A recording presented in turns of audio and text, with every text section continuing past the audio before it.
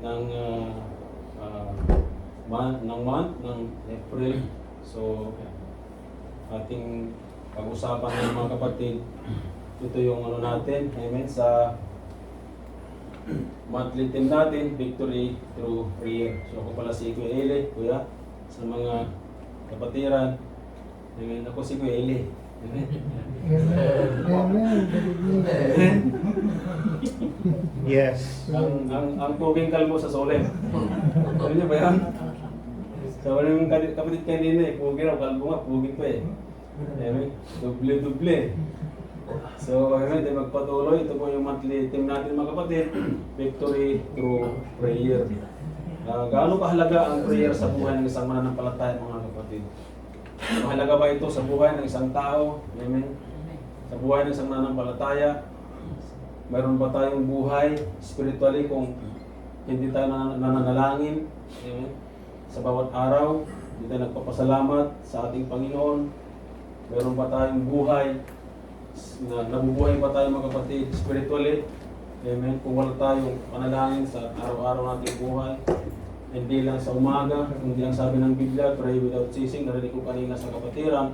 At alam niyo mga kapatid, sa mami, sa devotion ng mami, lagi ko narinig yun eh, halos pag nakikinig ako doon, lagi ko narinig sa isang kapatiran yun eh, na pray without ceasing, pray without ceasing. Amen.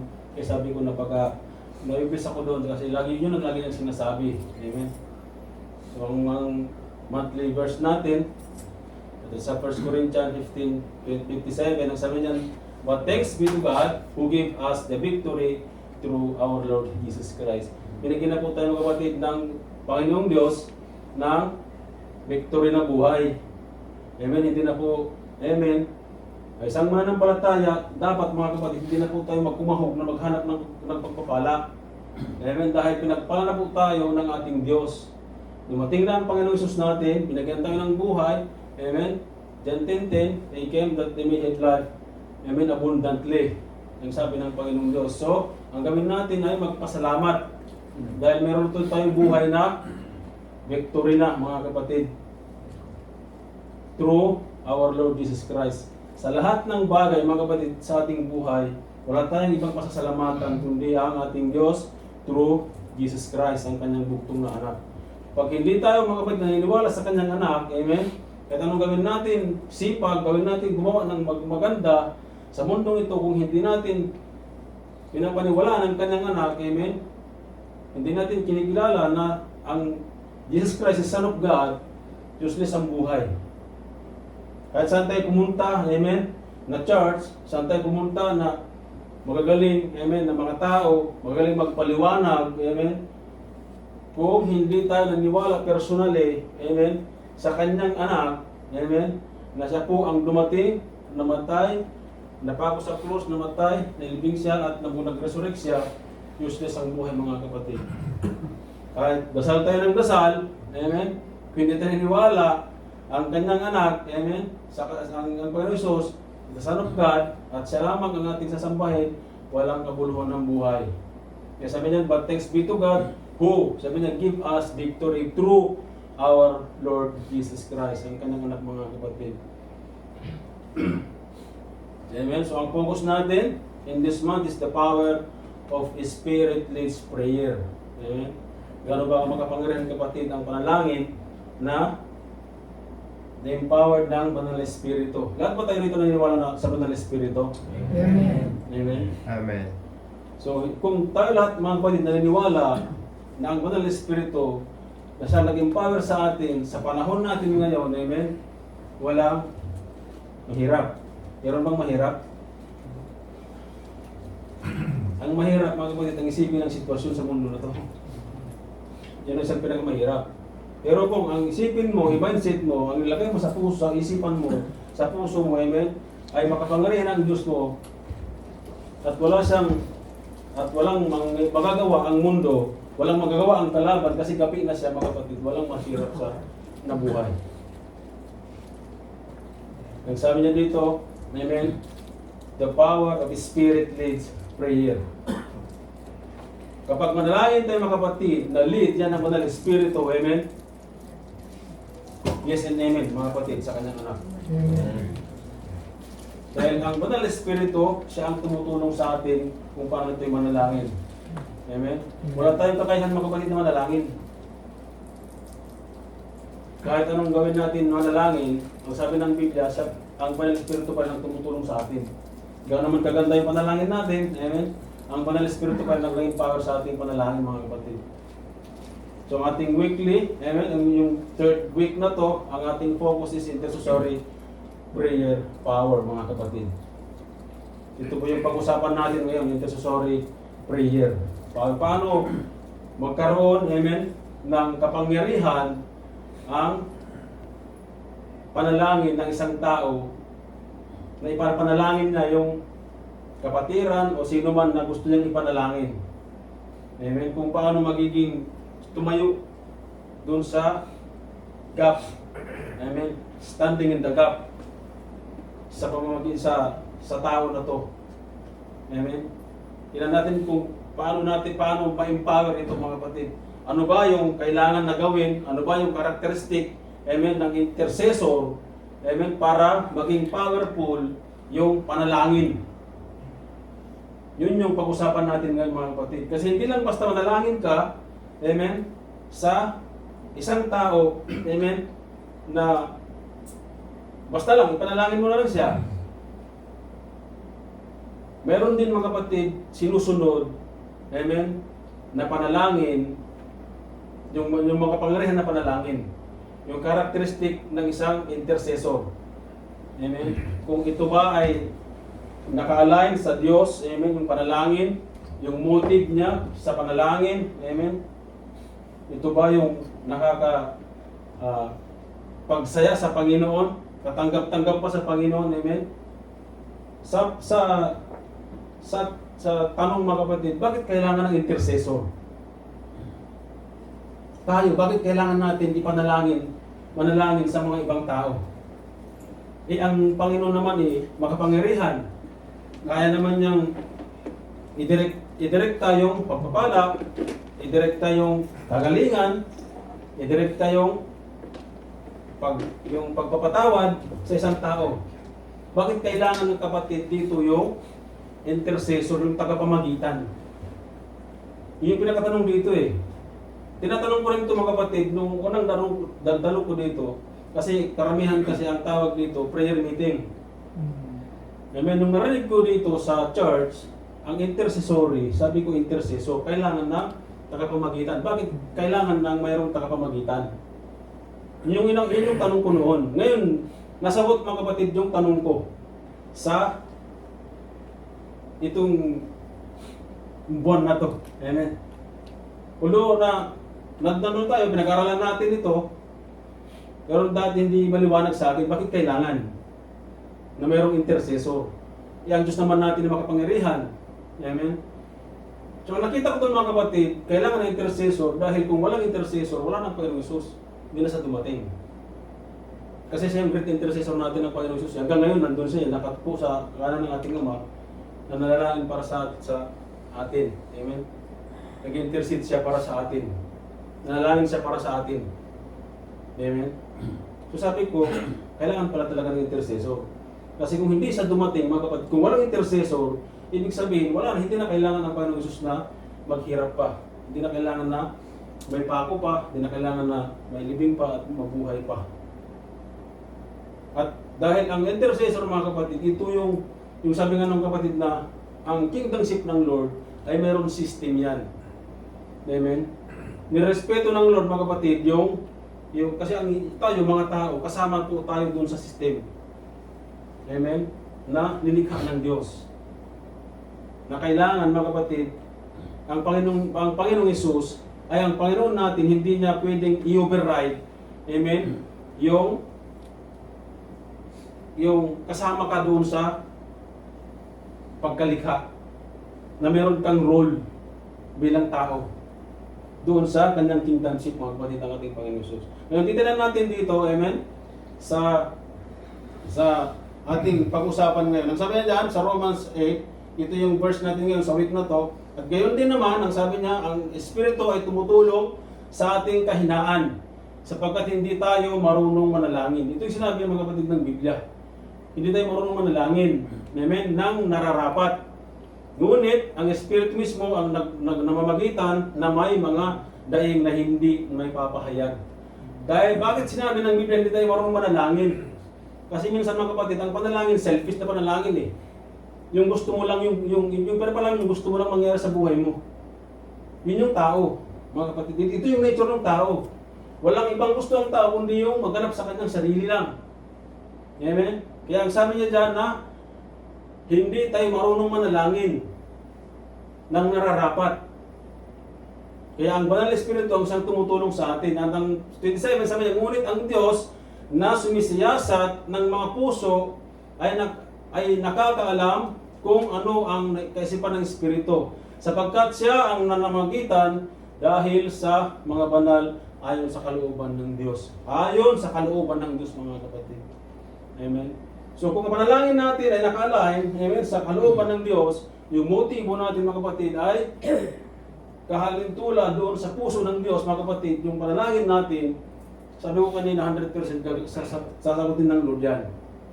Pero tandaan natin, mga kapatid, walang hindi, walang delay, amen, walang hindi sa panalangin mo.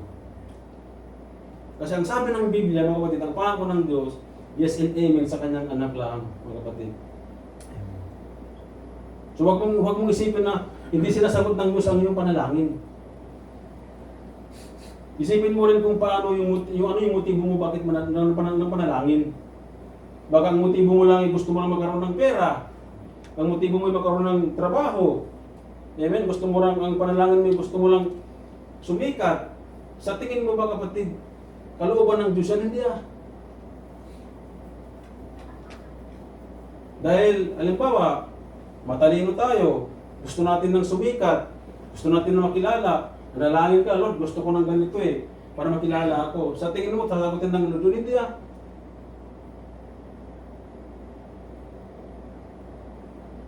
Kaya ang sabi ng diyan, mga kapatid, ang Banal na Espiritu ang siyang tumutulong sa atin. Tutulungan tayo ng Diyos, ang Banal na Espiritu kung paano tayo manalangin. Kaya mapalad po tayo, mga kapatid, dahil sa panahon natin ngayon, nandiyan ang Banal na Espiritu na tutulong sa atin. At alam ko naman, lahat tayo rito naniwala, sabi nyo kayo, naniwala tayo, lahat tayo naniwala sa Banal na Espiritu. Amen? Sabi niya, believers are called to intercede. Amen ba kayo dyan? Amen. Na lahat ng believers called to be intercede. Amen. Lahat Lahat mga kapatid na Kristiyano, tinawag yan mga kapatid na manalangin, mamagitan. Amen? Ilang sabi ng 2 Timothy 2 mga kapatid verse 1, I urge you, sabi ng si Apostle Paul kay Timothy, I urge you, first of all, to pray for all people. All people, mga kapatid. Hindi siya namili kung anong kalagayan, anong sitwasyon niya, anong katayuan niya, anong katauhan niya. Sabi niya to all people. Nasa pwesto man siya, ano man yung posisyon niya. Ang sabi niya dyan, I urge you, sabi niya, first of all. Sa lahat ng pagkakataon, amen, unahin, manalangin, ipanalangin ng lahat ng tao. Sa, ano sabi niya, ask God to help them. Amen. Kaya kailangan magawin ng intercessor, kaya may intercessor eh. Ask God to help them intercede, sabi niya, on their behalf. Dahil mga kapatid, amen, hindi lahat ng tao ay nananalangin. Pero tayo mga Kristiyano, mga kapatid, tinawag tayo para ipanalangin sila.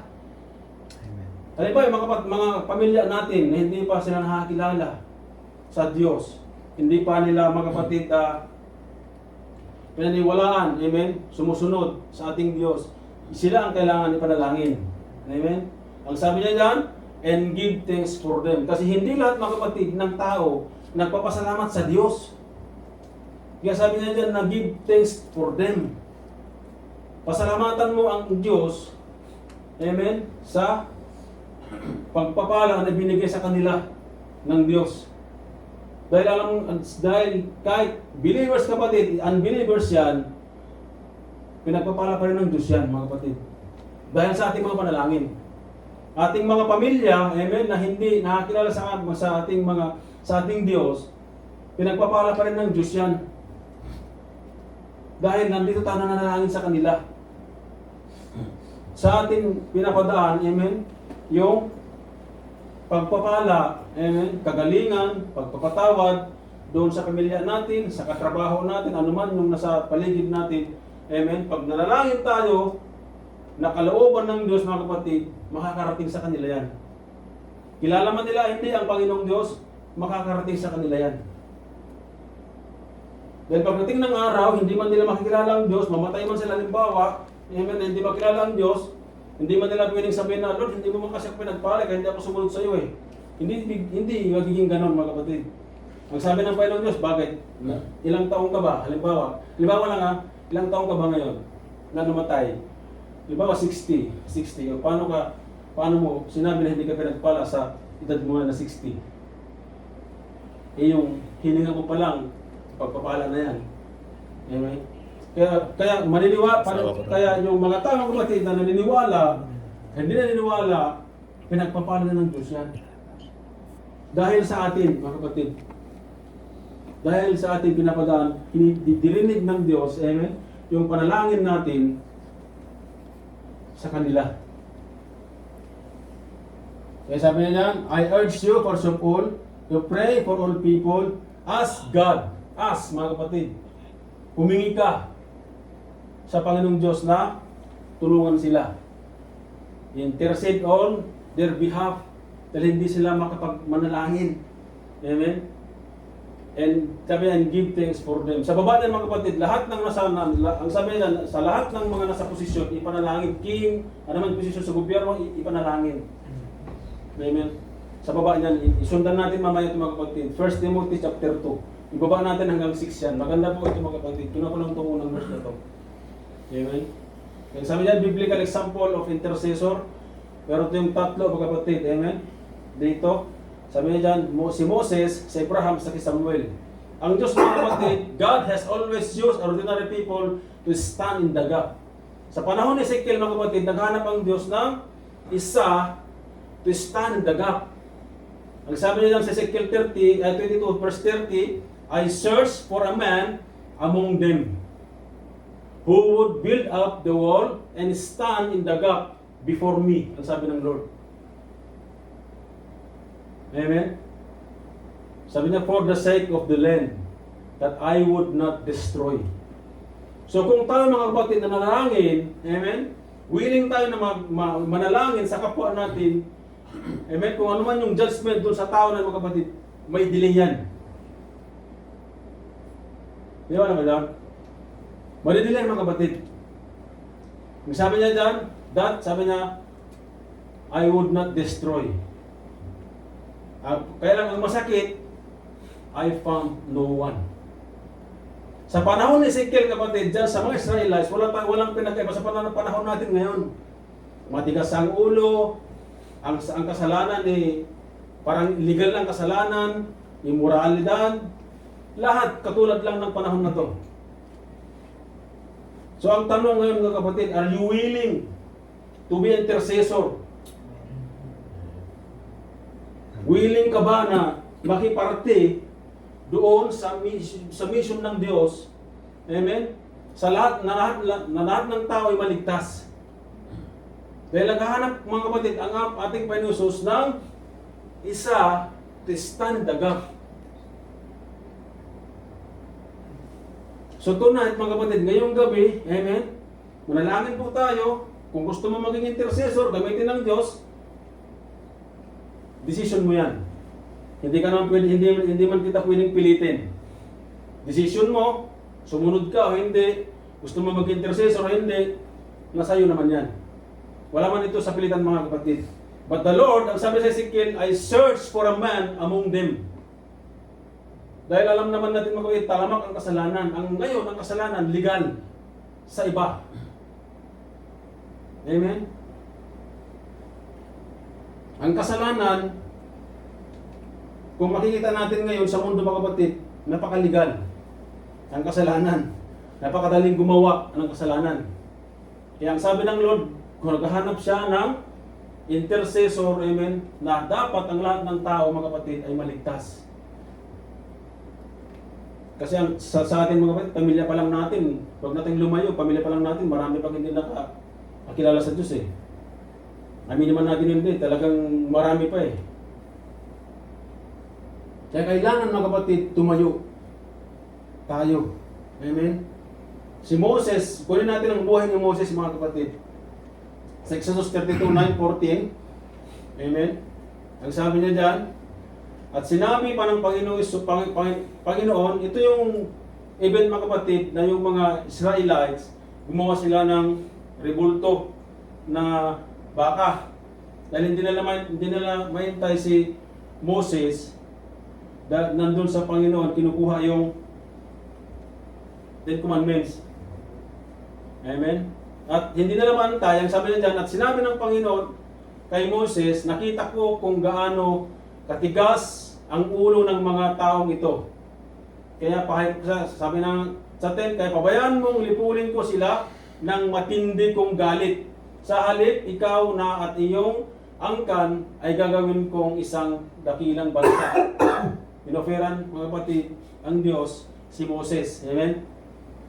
Ngunit, nagmakaawa si Moses sa Panginoon na sa kanyang Diyos, o Panginoon, bakit po ninyo ipapalasap ang galit ninyo sa inyong mga mamamayang inilabas nyo sa Ehipto sa pamamagitan ng dakila ninyong kapangyarihan?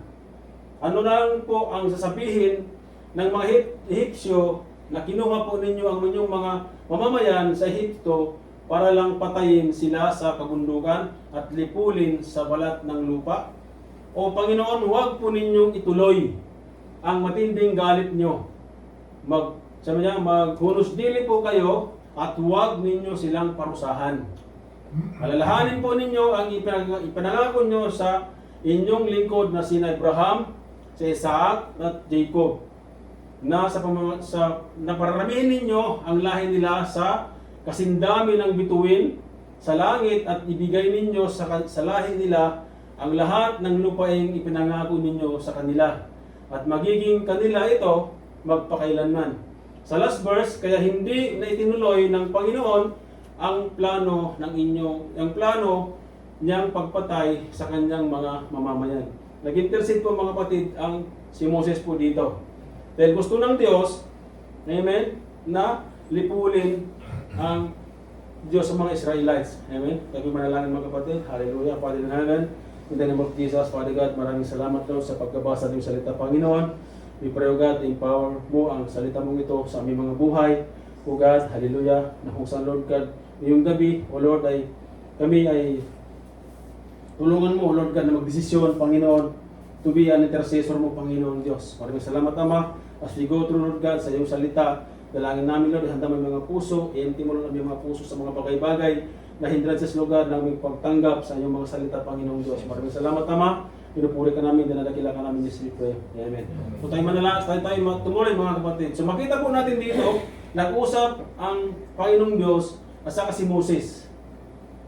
At yung paglipol dapat, mga kapatid, ang Diyos sa mga Israelites, anong sinabi sa baba? Kaya hindi na itinuloy ng Panginoon ang plano niyang pagpatay sa kanyang mga mamamayan. Amen? So how to become a true intercessor? Standing in the gap. Paano magiging totoo, mga kapatid, na tagapamagitan. Yung tayuan mo, na bilang Kristiyano at tumayo ka, amen, na to be intercessor sa ating Diyos. Are you willing, mga kapatid, to be intercessor of God? Amen.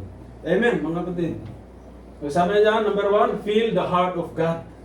Spiritual sensitivity. Nakita po natin dito nung binasa natin, amen, you cannot stand for people if you don't first stand with God. Si Moses, mga kapatid, tumayo siya. Nakita po natin sa binasa natin, tumayo si Moses. Pinagtanggol na yung mga Israelites, amen.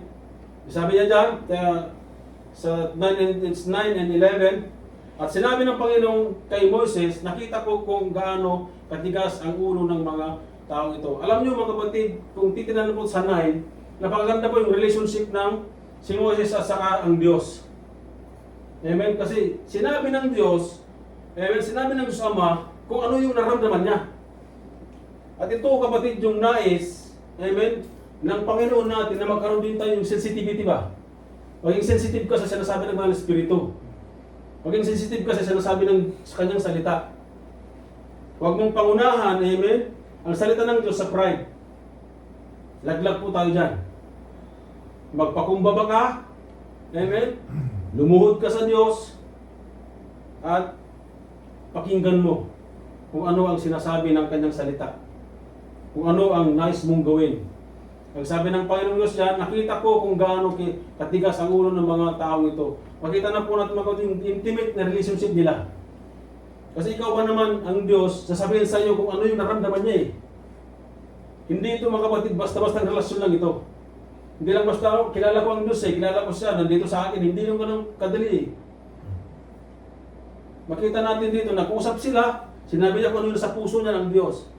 At sinabi ni Moses sa kanila, kaya ang sabi ng Diyos sa kanila, kaya pabayaan mo, ilipulin ko sila ng matindi kong galit. Pero anong sinabi ng Panginoon sa kanya, sa halip ikaw na ang inyong ikaw na, sabi niya, ikaw at ang inyong angkan ay gagawin kong isang dakilang bansa. Mapansin natin ito kapatid, yung offer ng Diyos kay Moses, amen? Kung sa ordinaryong tao, tanggapin niya yan eh.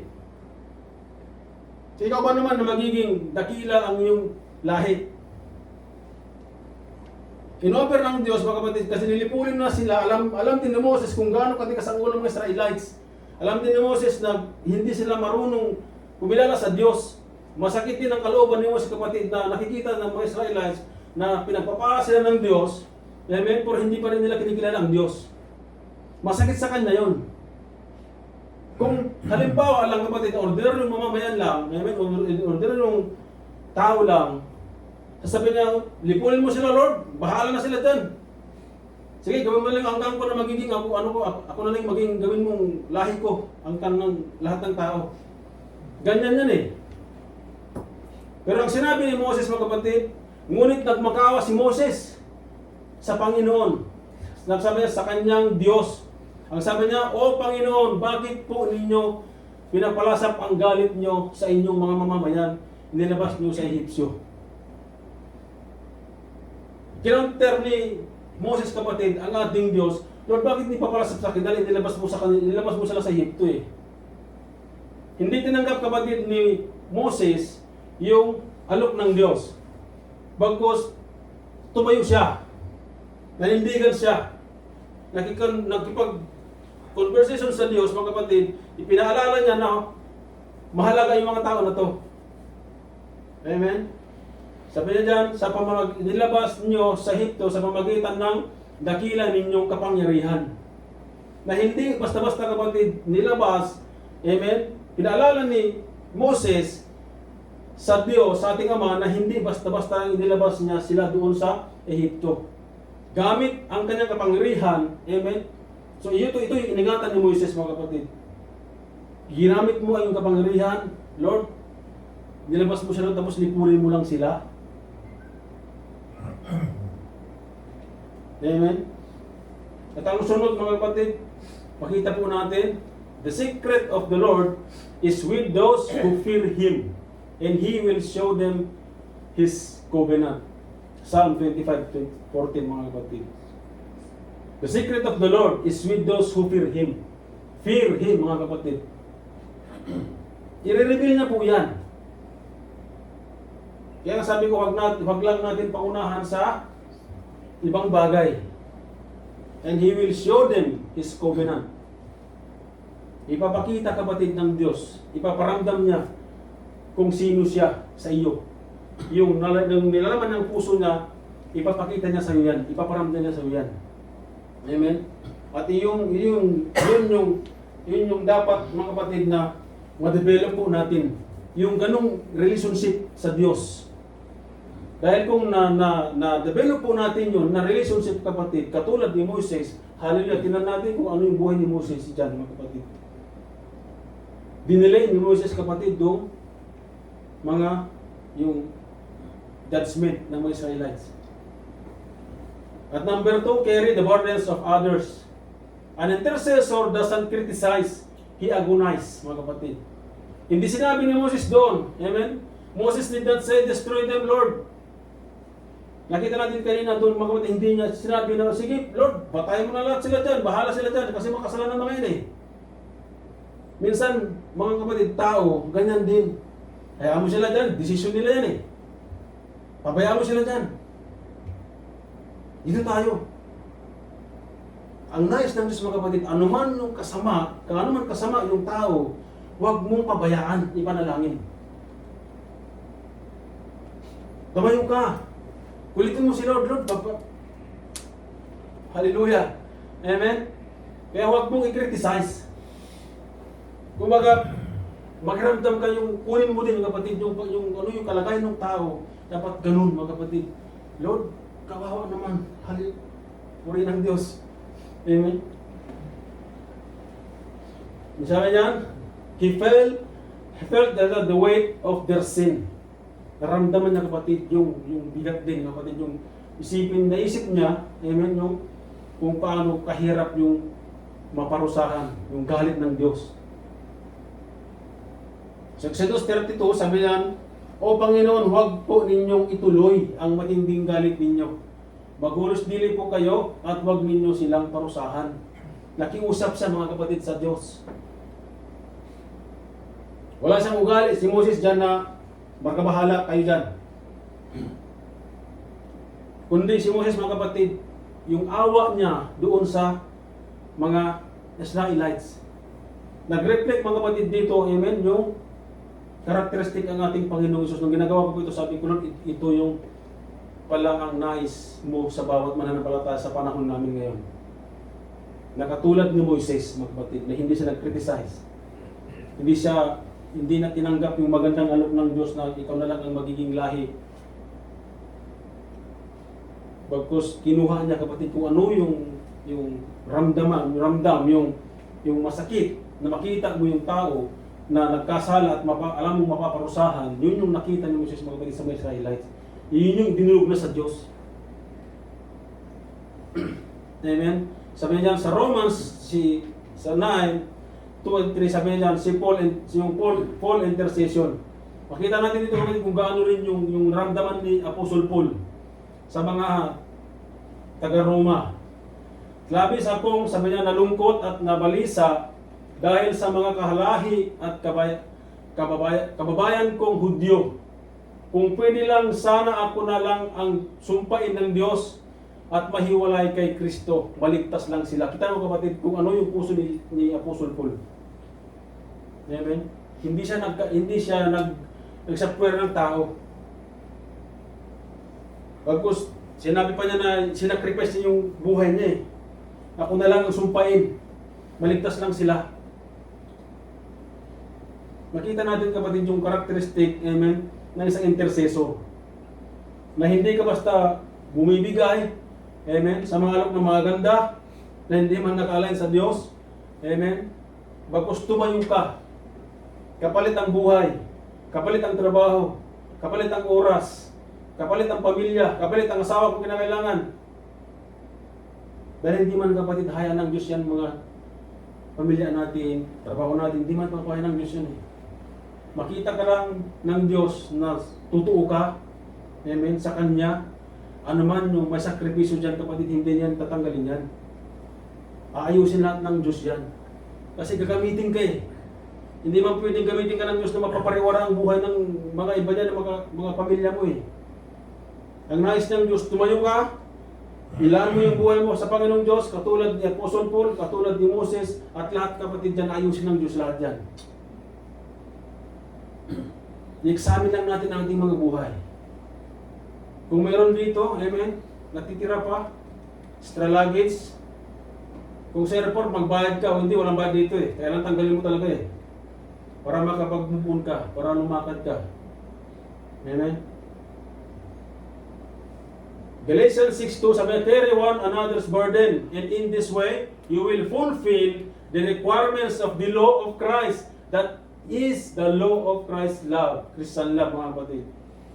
Carry the burdens. Carry, sabi, another burdens. Sa lahat tayo rito, mga kapatid, kung sino may problema rito, share nyo lang. Kaya sabi ko sa kapatid nung sa Bible study, hindi ako nahiya. Amen? Hindi ako mag-hesitate na sasabihin ko anong problema ko. Nakakahiya man, pero yun yung kailangan eh. Kasi pag sinabi mo kapatid ang problema mo sa tao, sa kapatiran, halimbawa, sinira mo dito ngayon, tinestimony mo ang problema mo, kalahati yan, kukunin nila yan. Ipapanalangin nila lahat yan. Ilan tayo rito manalangin? Halimbawa, problema ko, panalangin yung lahat. Ilang kayo nanalangin kapatid? Malaki. Malakas. Makapangyarihan. Share. Kung ang problema mo kapatid, huwag kang mahiya. Kasi pag nahiya ka, pride mo yan eh. Pag hindi mo sinare yung problema mo sa ibang tao, sa itestimony yung problema mo, pride kapatid. Kaya kailangan, go ahead ka. Stand in the gap mga kapatid. Huwag tayong magiging, alam nyo na. Number 3, stand in the gap, courage before God. Amen? Sabi niya, you are standing where others cannot stand. Ito yung mabigat kapatid. Kung isipin mo, mabigat to. Kasi tatayo ka doon sa mga taong hindi kayang tumayo sa Panginoon eh. Yung mga nandyan sa labas na hindi kayang manalangin, hindi kayang manindigan sa Panginoon Diyos, ikaw na nandyan, ikaw ang naninindigan dyan. So Moses literally stood between God's justice and God's mercy. So sa Exodus 32:11 sabi niya dyan, Moses sought the favor of the Lord. Ngunit sabi niya, nagsumango si Moses sa Panginoon niyang Diyos at sinabi, Panginoon, bakit sabi niya, bakit ang inyong puot ay pag-aalab mulaban sa inyong bayan na inyong nilabas sa lupain ng Ehipto? Pinaalala mga kapatid nung si Moses kanina yung sinabi ko kanina. Amen? Sa makapangyarihan mong kamay. Lord, wag. Ang sinabi naman si Moses mga kapatid, wag. Tumayo siya, nanindigan siya. Amen? Sa dito, sa 32, sa 30, hanggang sa 32 sabi niyan, nang sumunod na araw, sinabi ni Moses sa mga tao, nakagawa kayo ng malaking kasalanan, ngunit aakyat ako ngayon sa bundok. Anong sinabi mo? Aakyat siya. Pupunta ngayon sa Diyos, sa ating Diyos Ama. At sabi niya dyan, doon sa Panginoon, baka matulungan ko kayong mapatawad sa inyong mga kasalanan. Ano yung pakay ni Moses? Umakyat siya sa Diyos, pero hindi siya magsumbong. Umakyat siya doon sa bundok, kung nasaan ang ating Panginoong Diyos, para humingi siya ng tawad para doon sa mga Israelites. Amen? Hindi niya sinayang mga Israel mga kapatid na malugbog siya sa kasalanan. Umakyat siya, umaksyon siya. Amen? Sabi na dito, kaya bumalik si Moses sa Panginoon at sinabi, malaking kasalanan po ang ginagawa ng mga tao ito. Gumawa sila ng Diyos-Diyosan ginto. Ngunit ngayon, patawarin niyo po sila sa kanilang mga kasalanan. Kung hindi, sabi niya, inyo sila mapapatawad, burahin na lang ninyo ang aking pangalan sa aklat na sinulatan nyo ng pangalan ng inyong mga mamamayan. Makita mo mga kapatid yung karis ni Moses. Pinapabura niya yung pangalan niya dun sa aklat ng Diyos. Aklat ng buhay. Kung hindi niya patatawarin yung mga Israelites. Amen? Mahirap, no? Ikaw ba naman halimbawa, sa kapatiran, Lord, buray mo yung pangalan mo, kung hindi mo ito patawarin eh.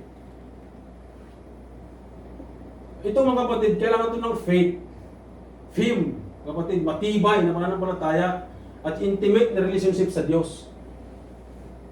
Hindi lang basta-basta na sabihin mo na kung ano yung sinabi ni Moses. Kailangan natin mga kapatid magkaroon ng katulad ni Moses na puso. Courage. Amen? Na hindi tayo mag-criticize. Amen? Hindi natin hayaan yung kapatiran na mapariwara. Pagpos ang sinabi niya ni Moses dyan, ngunit ngayon patawarin nyo po sila sa kanilang mga kasalanan. Kung hindi nyo sila mapapatawad, sabi niya, burahin na lang ninyo ang aking pangalan sa aklat ng sinulatan nyo ng pangalan ng inyong mamamayan. Sinong makagawa ito mga kapatid? Kung sa pananampalataya natin, wala eh. Maging totoo na lang tayo. Amen? Kahit sino sa dito mga kapatid, wala magawa niyan. Maging totoo tayo sa Panginoong Diyos. Sino nagsabi na to sa atin? Ako, hindi ko nasabi to eh.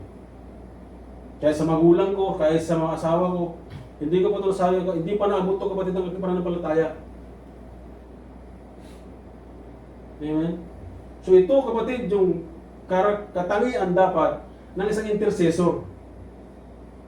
Ayan, isakripisyo ang lahat. Hindi lang sa makamundong mga kayamanan. Pati ang buhay mo, kaluluwa, pati kasama yan eh. Kasi pinapaboran yung pangalan sa aklat ng buhay. Amen? Kaya mapalad tayo mga kapatid, tayo rin mapalad. Dahil alam ko na meron din tao na nanalangin para sa atin. Hindi lang tayo nanalangin sa kanilang mga tayo din, balik. Pinapanalangin din tayo nan. Kayo rin mga kapatid, pinapanalangin nyo rin ang church, pinapanalangin nyo rin ang sitwasyon ng bawat isa. Hindi nyo man kilala ang bawat isa ng sitwasyon niya, pero pinapanalangin lahat yan. Amen? Hindi man sinasabi ng bawat isa, amen? Hindi man sinabi, oh kuya, pinapanalangin kita eh. Kaya nangyari sa iyo ng ganyan eh. Wala man ganun mga kapatid. Ipanalangin mo lang, lumuhod ka sa Panginoon, sabi ng Mark 6:6, Matthew 6:6, sabi niya doon na, punta ka sa kwarto at manalangin ka ng lihim. Huwag mong ipaalam. Amen? One of the characteristic of the intercessor. Huwag mong ipaalam kung nanalangin ka sa kapatid ng hindi. Huwag mong ipalandakan. Amen? Ipanalangin mo na lang. Stand the gap, carries before God mga kapatid. Ito yung isang pinakamahirap sa parte ng isang mananampalataya. Sino gusto magpabura dito ng pangalan sa Diyos? Maligtas lang isang kapatid. Lalo yung mga hindi na dumadalo. Amen. Psalm 106, sabi na dyan, 23, nilipol na sana ng Diyos ang kanyang mga mamamayan kung hindi na magitan si Moses sa kanyang mga lingkod, sa kanyang lingkod. Nakiusap si Moses na wag sana ninyang ituloy na iparanas ang kanyang galit upang hindi sila malipol. Kapatid.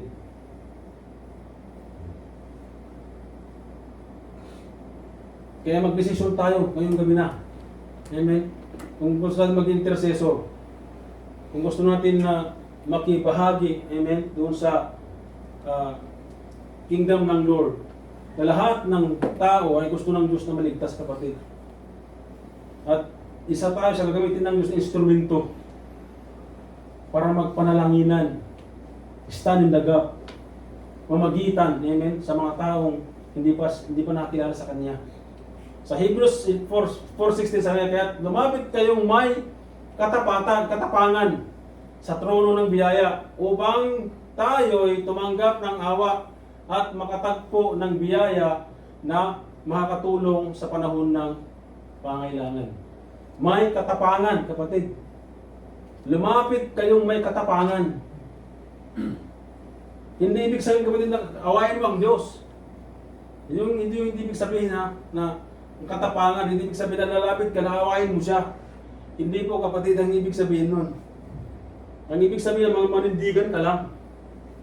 Amen? Hindi ko man tinuturo dito na mag-intercessor ka, na maging matapang ka, naawain mo ang Diyos. Hindi Hindi yung ganon. Gusto lang ng Diyos na tumayo ka. Amen? Na may charis, may pananampalatayang matibay at sa relationship sa Kanya. Ang unang i-develop natin dito kapatid, relationship sa Kanya. Pag na-develop po natin yan, amen, sigurado yan. 5G ang wifi mo. Walang ikot, walang buffing yan. Amen, hindi ko napibiro kapatid. Pero kung hindi natin na-develop yan kapatid, kahit anong lakas ang wifi mo, kahit ang gaganda ang router mo, halimbawa, wala yan. Tapos tayo lahat dyan. Number 4, sabi niya, remind God of His word, pray the promises. Pray the promise. The promises, kapatid. Minsan kasi ang tao, ang mahirap kapatid, manalangin po tayo without the scriptures. Without reminding God sa kanyang mga pangako. Powerful kapatid ang panalangin. Amen? Pag dito tayo, manalangin. Kumuha ng panalangin. I-remind natin yung pangako ng Diyos. Alam niyo kapatid, sa sitwasyon ko sa buhay, mga problema ko, Lord, nangako ka man dyan, hindi mo ko pababayaan eh. Nangako ka man, Panginoong Diyos, na napagtagumpayan mo na to eh. At gusto ko, Lord, maranasan ito. Pangako mo na to. At ipaparanas ng Diyos sa mga kapatid. Subukan mo lang.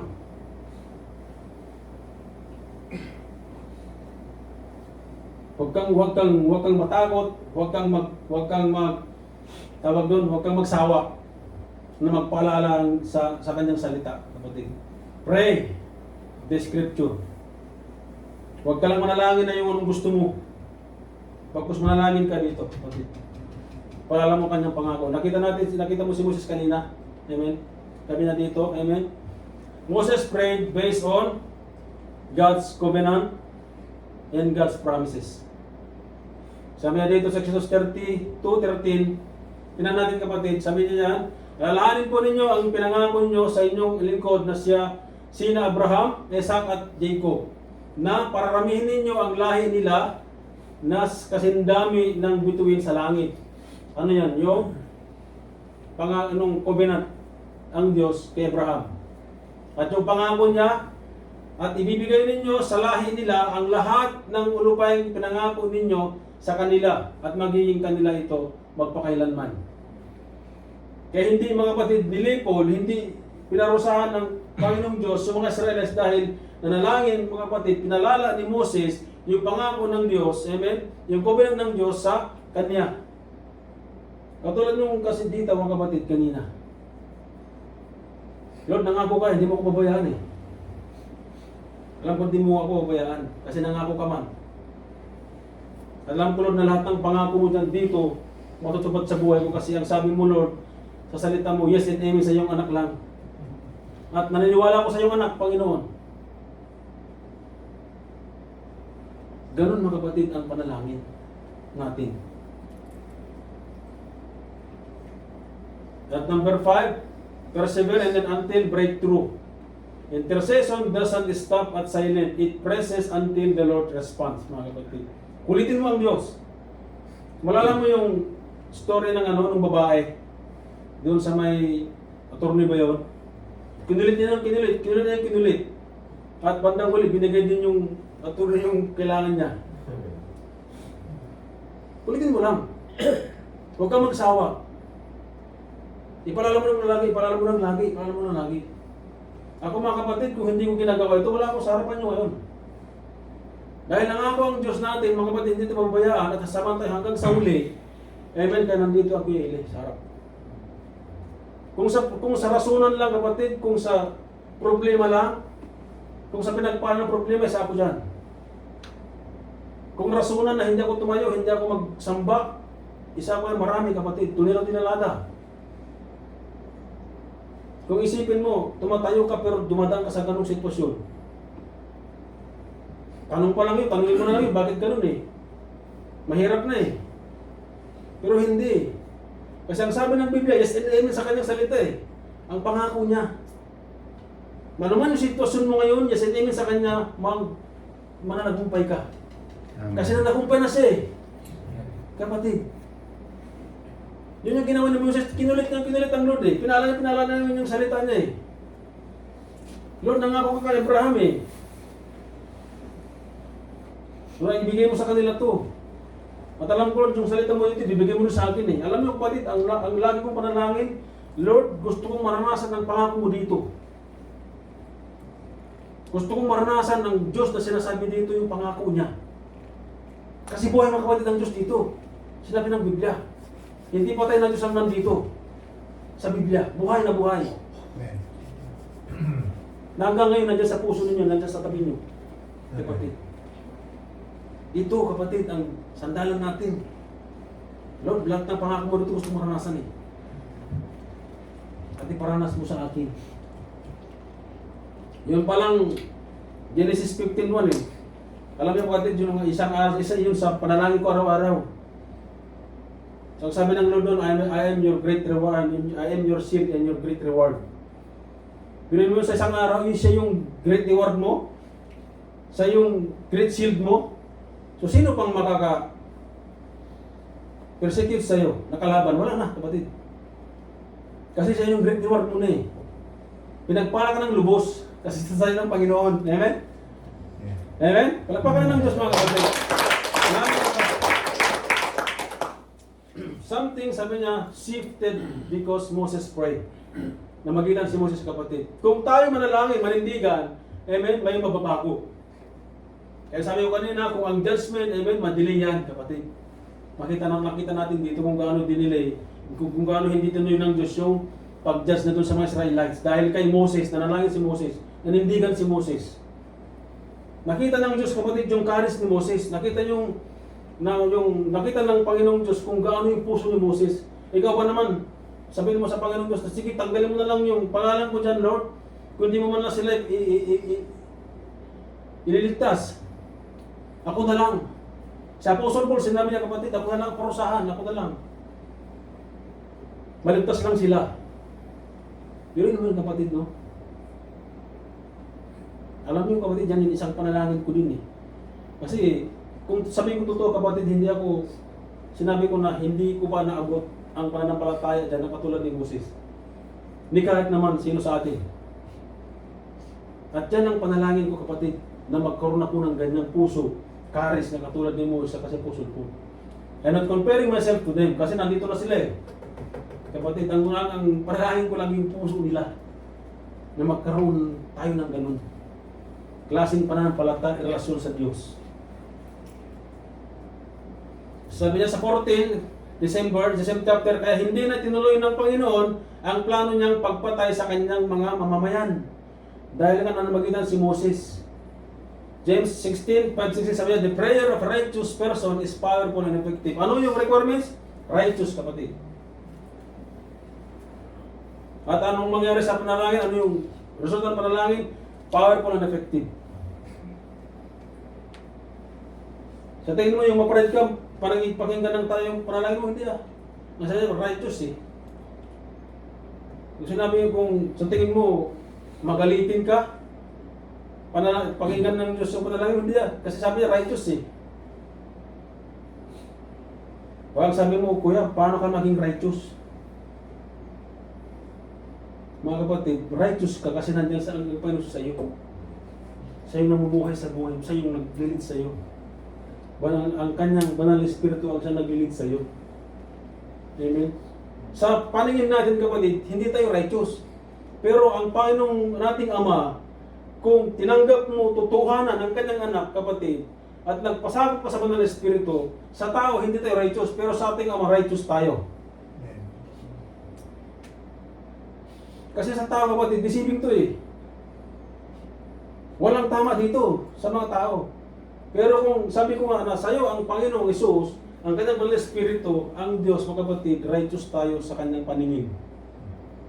Kaya sabi niya, righteous person sabi niya, righteous prayer, sabi niya, person is powerful and effective, the prayer. Kaya ito yung pinapakinggan ng Diyos, kapatid. And Luke 18:1, sabi niya, always pray and do not give up. Always pray and do not give up, kapatid. Kung mayroon tayong problema, huwag kang lumayo. Mag-pray ka na mag-pray. Amen, mag-pray ka na mag-pray. Kahit anong nandiyan, mag-pray ka na mag-pray. Walang problema. Sige lang, mag-pray ka. Sabi ng Biblia, pray without ceasing eh. Yan ang gusto ng Panginoon eh. Kasi pag ginawa natin, kapatid, yung relationship natin sa Panginoon, na-develop yan. Kasi kung paano ma-develop ang relationship mo sa Diyos kung hindi ka na nanalangin. Amen? Kahit basa ka ng basa dito, kita nanalangin, walang saysay, kapatid. Samahan mo ng panalangin dito, ang kanyang salita, powerful yan. Paano ka magkaroon ng relationship? Hindi mo mang kinakausap ang Diyos. Amen? Pag kinausap mo, pag gusto mong humingi. Pag kinausap mo, gusto mo lang magkaroon ng ganito. Magkaroon ng ganyan. E paano yung relationship mo? Wala na. E paano yung hiningi mo, wala pa sa kanyang kalooban? Hindi lalo nang napariwarang panalangin. Kaya pag manalangin tayo, kapatid, remind the Lord sa kanyang mga pangako. Powerful yan, kapatid. sa panalangin. So conclusion, amen. Sabi niya, church, this is not just the story of Moses. This is a call. When Israelites deserved judgment, one man stood in the gap and mercy flows, kapatid. This is a call. Ngayong gabi sa ating kapatid. Narinig natin yung story ni Moses, kung paano siya tumayo. Ngayon kapatid, ang ating Diyos, ang sabi ng Ezekiel 22:13, naghahanap siya to stand in the gap. So ngayong gabi kapatid, mag-desisyon ka kung ano yung gusto mong desisyon, ano yung tatayuan mo. Amen. Kung tumayo ka bilang Moses, intercessor, tumayo ka bilang Apostle Paul, intercessor. Decision natin yan kapatid, hindi ko kayo pwedeng pilitin. It takes mga kapatid, faith and relationship to God. Yan. So tonight, families are breaking, believers are drifting, people are lost in sin. Lahat, mga kapatid, nakita natin ang kasalanan, parang legal. Amen. So ngayong gabi kapatid, and God is still looking, sabi niya, who will stand for them, who will pray when others are silent, who will carry the burdens. Naghanap sa kapatid ang Diyos na maging intercessor. Dahil ang nais ng Diyos kapatid, alam na natin sabi ng Biblia, ang nais ng Diyos ay lahat ay maligtas. At kung nais natin kapatid ngayong gabi na maging intercessor, maging instrumento, amen, para doon sa mga hindi pa makilala ang Diyos, mag-decision po tayo. Sabi sa Ezekiel nga, sabi niya, I search for a man among them who would build up and a wall and stand in the gap before me. Stand in the gap mga kapatid. Kaya hinahanap ng Diyos. Ako kapatid, gusto ko yan eh. Kasi alam niyo mga kapatid, pag ginagamit tayo ng Diyos, mapalad po tayo, napakapalad. Daig mo pa yung seat-room na presidente. Yan, totoo yan kapatid. Daig mo siya sa pagkatawag. Kasi ang Diyos mismo pumili sa iyo eh. Yung mga nandito sa looban, ano lang mga taong pumili. Pero pag nag-serve ka sa Panginoon Diyos kapatid, sabihin ko sa inyo, the highest calling ang pag-serve sa Lord kapatid. Na hindi lang naghawak ka ng mic. Amen? Hindi ibig sabihin na naghawak ka ng mic, highest calling na. Nandito ka sa pulpit, amen? Highest calling na. Kapatid, pag magiging intercessor ka, isa ka. Tinawag ng Diyos na pinakamataas na pagkatawag. So Moses stood, but we have something greater. Jesus Christ, who is still interceding for us.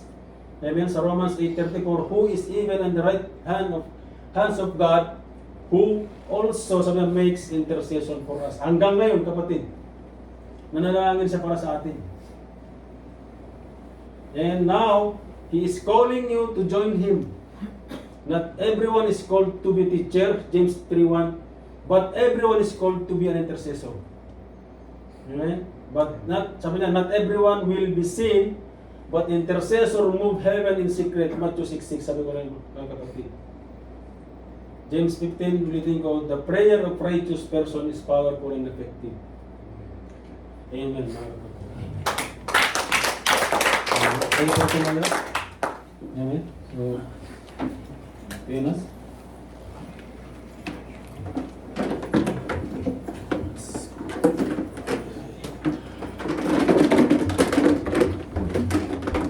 Amen. Hallelujah. Praise the Lord.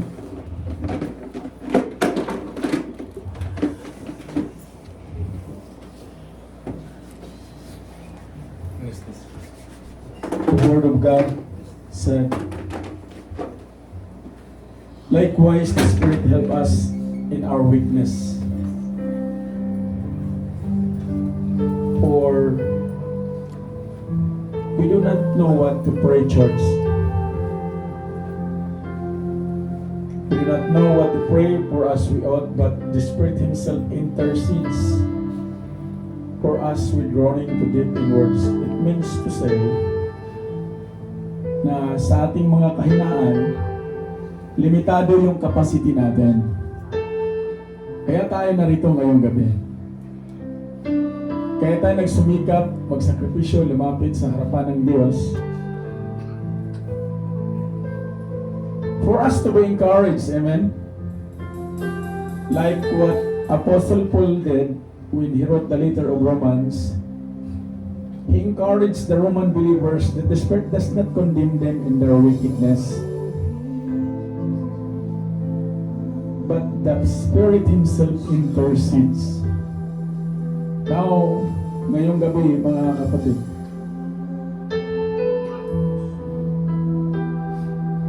what you ought to pray. Because even with the assurance of future hope, we Christians must patiently endure. Tayong mga mananampalataya, marapat na tayo ay magsumikap. We must to endure suffering. Somehow, may mga oras na humaharap tayo ng mga sitwasyon. May mga pagkakataon na pakiramdam natin na ubos na ating lakas. But the message of the Lord, let's put our hope on Jesus. Let's anchor our faith onto Him. Bakit? The Spirit will intercede. Ngayong gabi,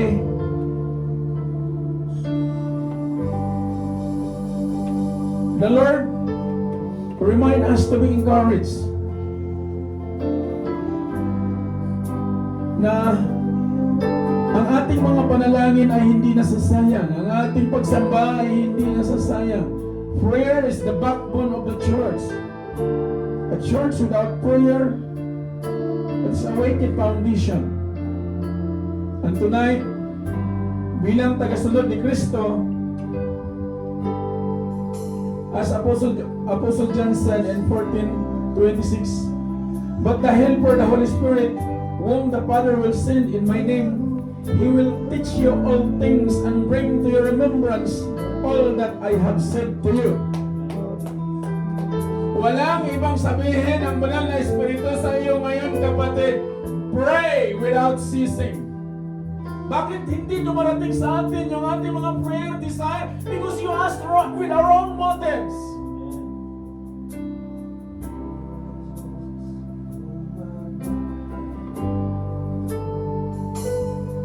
Kagaya sa naranasan natin ngayon sa kalagitnaan, are we really praising the Lord? Lord, sa kalagitnaan ng krisis sa bansang ito, tinapat mo, Panginoon, niloob mo na narito ako, mawitnessan ko ang kapangyarihan mo, ang kabutihan mo, that I need to intercede. I need to pray and trust you. The same way tonight. Seek the Lord while He may be found, church.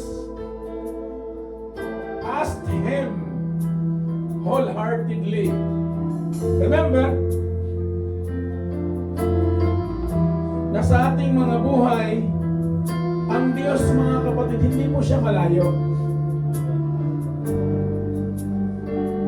Nariyan siya para sa bawat isa sa atin, for us to be empowered. Pero may mga pagkakataon na tayo mismo yung namimili o pumili.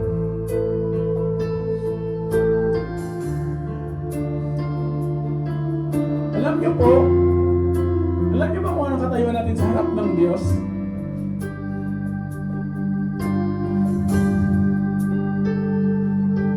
As Apostle Paul said in 1 Thessalonians chapter 2 verse 4, but just as we have been approved, nung tinanggap mo si Jesus, kapatid, you are been approved by the Lord. You have been had the access to call upon the name of the Lord. Trust Him by faith. Speak unto Him, Lord. Kailangan kita, Lord. Nakatayo ako sa pamumuhay na punong-puno ng regrets. Lord, kailangan kita. Encourage me. Use me as your vessel.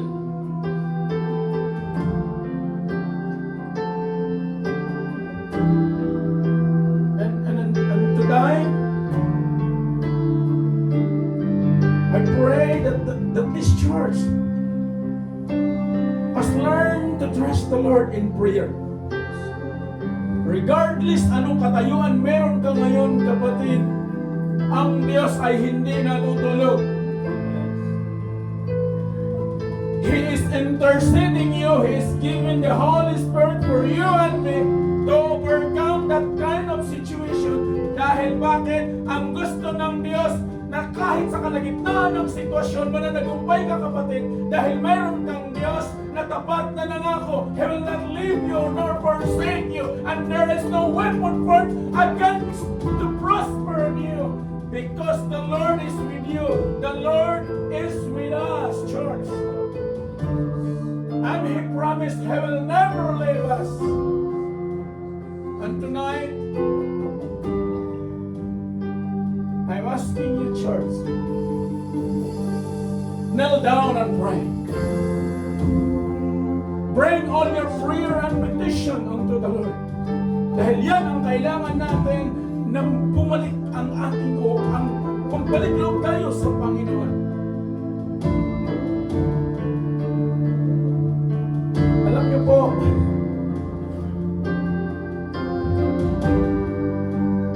kung makita natin ang buhay ni Apostle Paul, i-reflect natin ang kanyang katayuan during those days sa katayuan natin ngayon.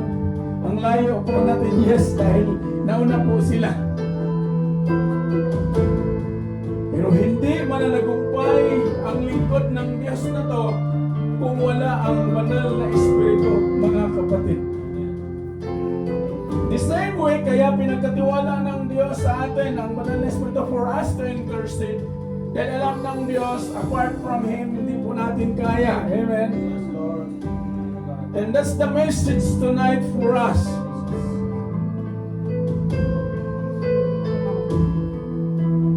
Higit na pinagpala po tayo, mga kapatid, sapagkat biniyayaan tayo ng Diyos ng tagapamagitan. Amen?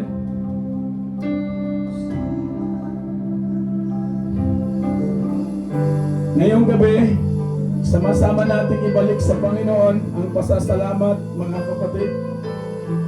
Amen. Bring the wholehearted prayer. As Jeremiah said in 29:13, hanapin ninyo ako at matatagpuan ninyo ako kapag hinanap ninyo ako ng buong puso. So let's scrutinize our hearts today. Sino ang nakaupo dyan? Ang nais ng Diyos na siya dapat ang nakaupo sa ating mga puso.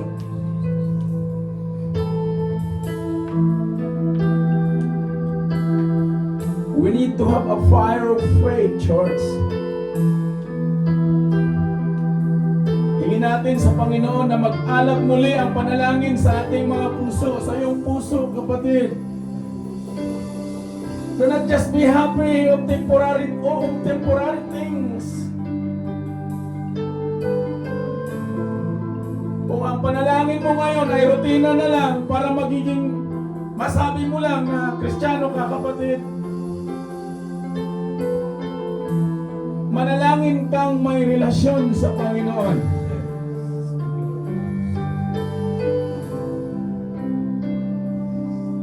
May mga pagkakataon na nararamdaman mo na dry.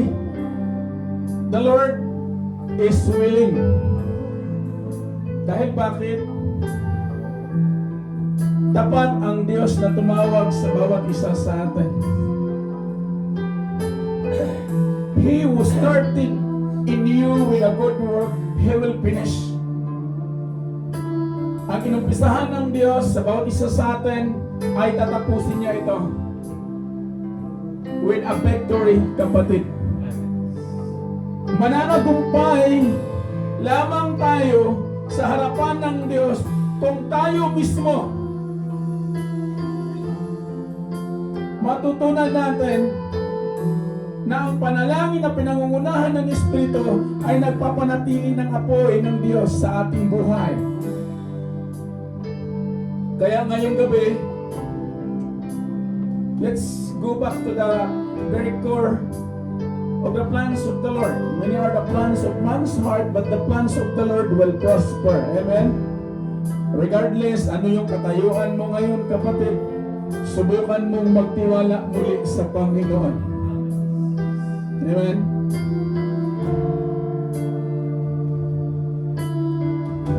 Hallelujah. May I request to raise your hands unto the Lord. Do not just but pray and worship. Hanapin natin si Lord. Hallelujah. Ama naming Diyos, sindihan mo muli ang apoy ng aming mga puso. Punuin mo kami ng iyong Espiritu. Turuan mo kaming manalangin, hindi lang sa salita, kundi sa kapangyarihan. Sirain mo ang bawat tanikala, mga rason at hadlang, bakit kami hindi makapanalangin sa inyo, Panginoon.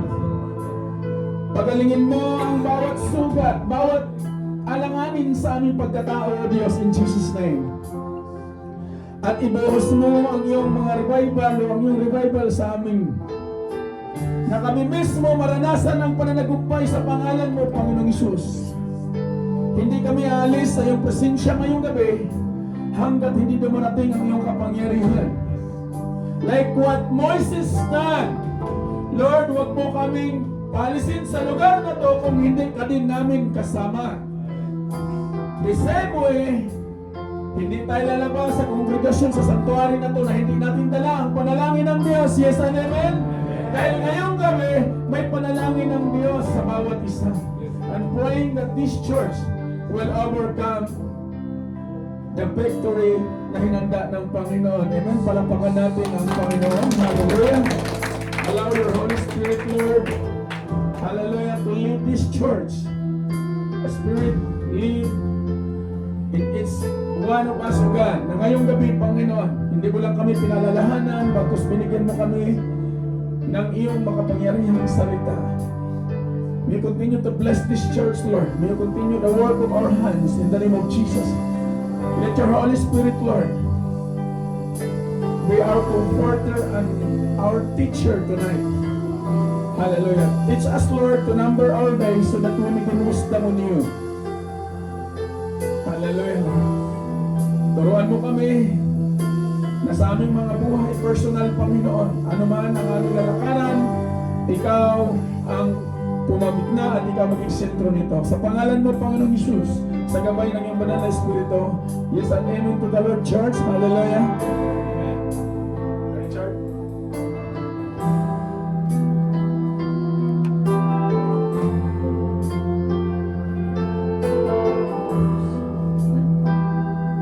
Amen. Hallelujah. Bago po natin simulan ng gabing ito, ang salitang natanggap natin sa ating Panginoon. Hallelujah. Ang sabi ng 2 Corinthians chapter 2 verse 14. Ngunit salamat sa Diyos at lagi niya kaming isinasama sa parada ng tagumpay ni Kristo.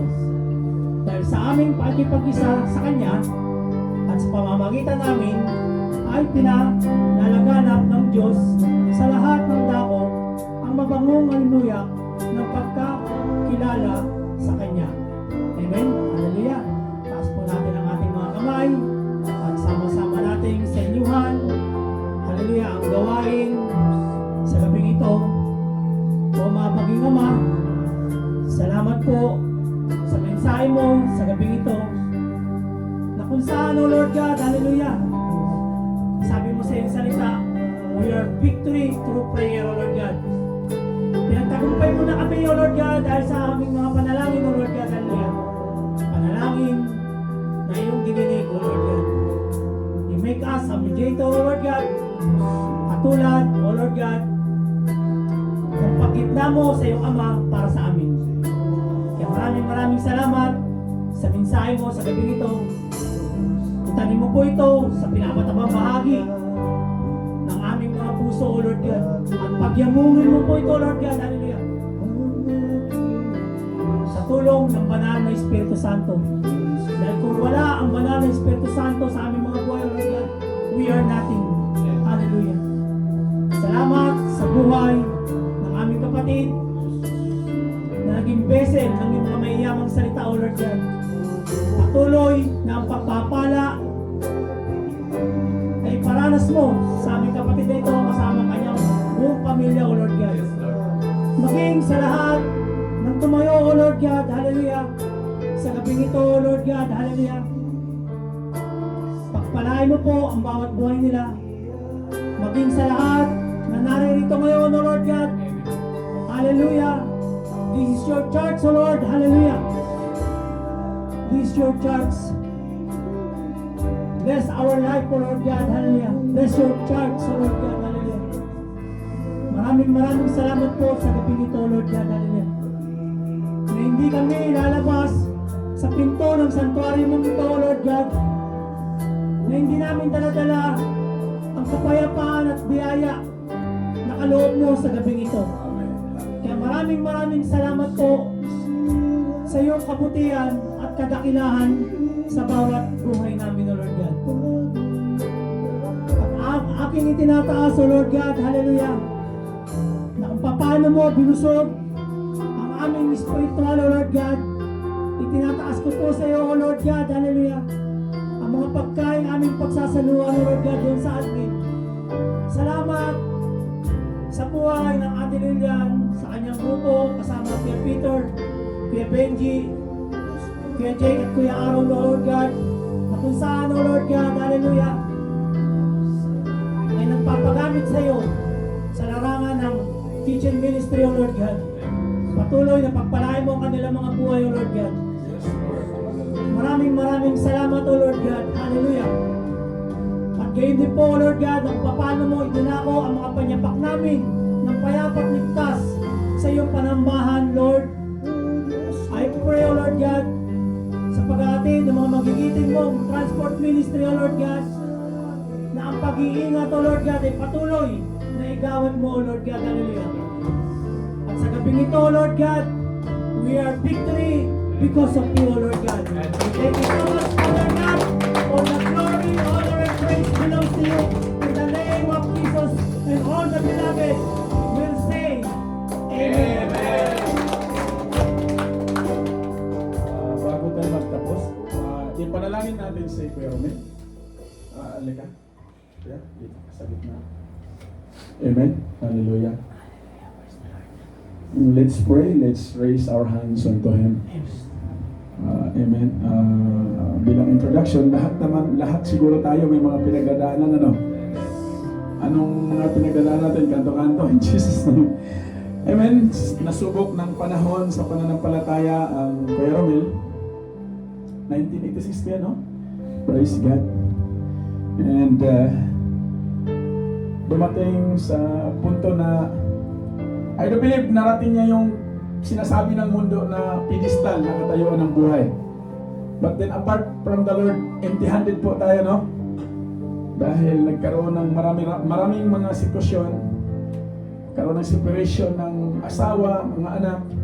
The same way, na-taste yung pananampalataya, but all things work together, mga kapatid. Amen? So, manalangin tayo. Let's proclaim the goodness of the Lord. Hallelujah. Na this is not just by accident. Dinako ang kanyang panyampak sa sanctuary ito just because the Lord has prayer on Him.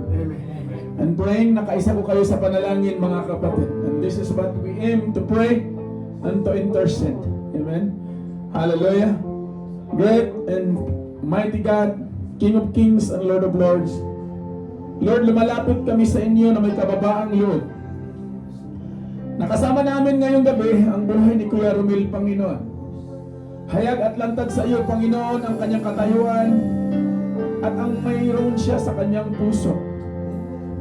Narito kami tumatayo sa gitna, Panginoon, to stand on the gap, interceding na patatagin mo ang kanyang pananampalataya na sa kabila ng mga sitwasyon na kanyang naranasan, greater things are yet to come, O Lord, na hinanda mo para sa kanya.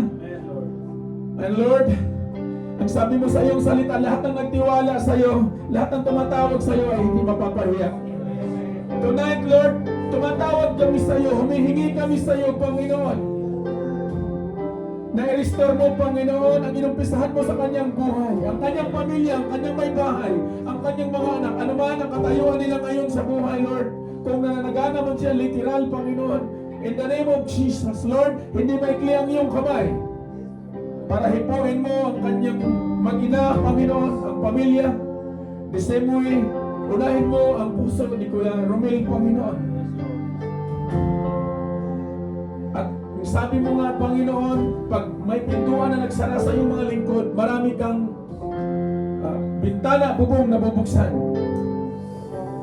Kaya ngayong gabi, deklarahan namin na may bubuksan kang panibagong pintuan, bintana, bubong ng pagpapala, mga provision sa kanyang buhay.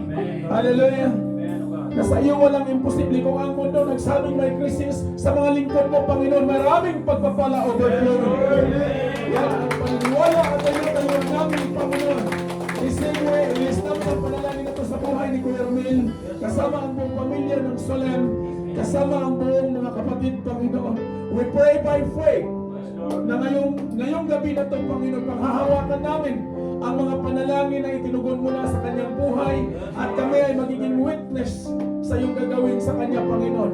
You are the bread of restoration, O God. I-restore mo, Panginoon, anuman ang nawala, anuman ang nalinlang ni Satan sa kanyang buhay, ibalik mo ito, Panginoon, sa pangalan mo, Panginoon Jesus, na sa kanyang katayuan, Panginoon, maranasan niya muli ang apoy ng pananampalataya, apoy ng paglilingkod, apoy ng pananalig. Sabi mo nga, Lord, trust in the Lord with all our hearts. The same way, Lord, ito ang aming panalangin na sama-sama na may deklarasyon. Mayroon kang gagawin milagro sa buhay ni Kuya Romel. Magkaroon siya ng panibagong trabaho, panibagong kumpanya, panibagong ministry, Panginoon. Salamat sa gabi nito. Purihin ka sa lahat ng pagkakataon. In the name of the Father, in the name of the Son, and the Holy Spirit. In Jesus' name. Amen, church. Amen. So, batiin po natin ang bawat isa.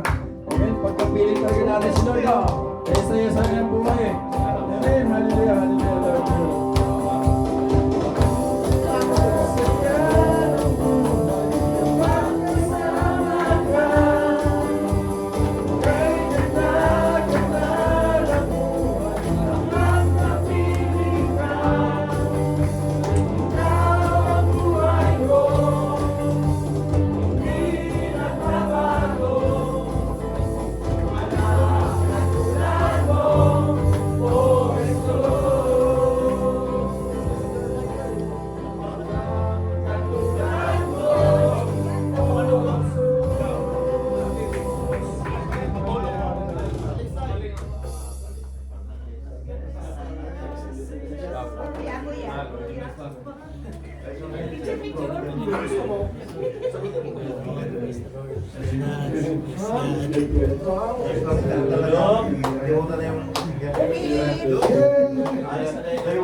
Kuya Em,